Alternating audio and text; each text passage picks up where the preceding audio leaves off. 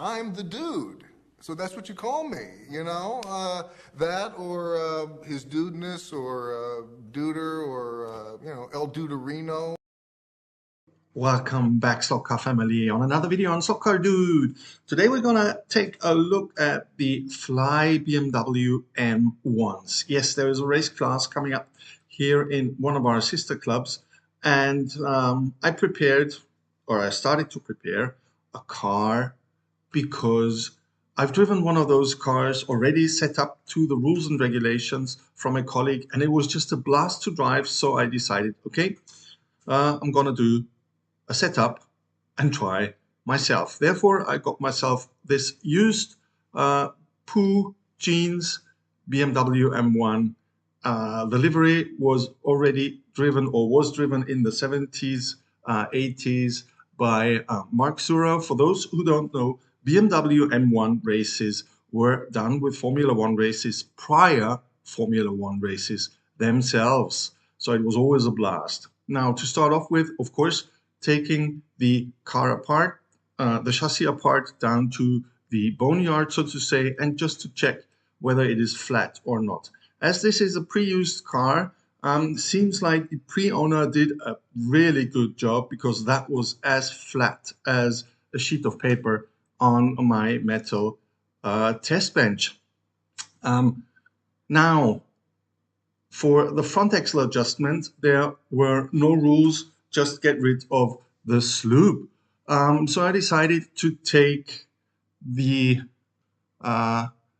version that Marty Ford showed in one of his videos, and it worked out pretty well. But the Adrian Newey in me told me you could improve, which I didn't do in the end. Tell you why in a second. But I show you here this section, the top section between those axle holders, could be cut off, or the tube could be cut off the top side, so to say, to reduce friction again. Yes, Marty, this is again, Adrian Newey and me coming out. The tube works perfectly. It's really a great thing. Thank you for that. But I also think that it stiffens the whole chassis and the front part. That's why I stayed with a full tube, although, again, there could be a reduced weight thing. Now, for those of you who want to learn something on how to set up a chassis, this is very important and applies for 1 to 32, 1 to 24, and even HO cars. If you use the rear axle, it needs to drop through by itself, shown here. Then you have a perfect alignment, and then you have the axle bushings are parallel and very well set up. Again, the test is very simple. Put in the axle, let go. It needs to fall through, drop through on its own, as shown here. Again, no matter 1 to 24, 1 to 32, even HO cars work that way the best. Which parts did I use to set up the car, to change the car according to rules and regulations? Yes, there are scale out to foam tires ready on rim. You can see the order number here that you can use. For those, of course, metal bushings, as you could see. I also used very lightweight sideways front rims and no friction rubber from NSR to fit those front wheels and rims.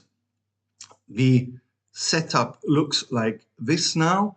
Foam tires, metal bushings, gear. That's all slotted parts, so to say. The motor is original. The front tube, the front axle holder is the tube according to Marty. Or Marty's setup. Yes, worked out pretty well, very easy.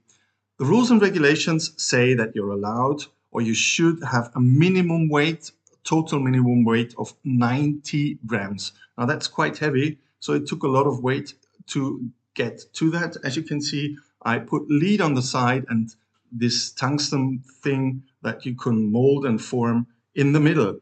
I ended up, those of you who know me, I don't do one car to go into races. Most of the time I set up two cars. So I found a pretty well-priced second car with the landscape of France on it.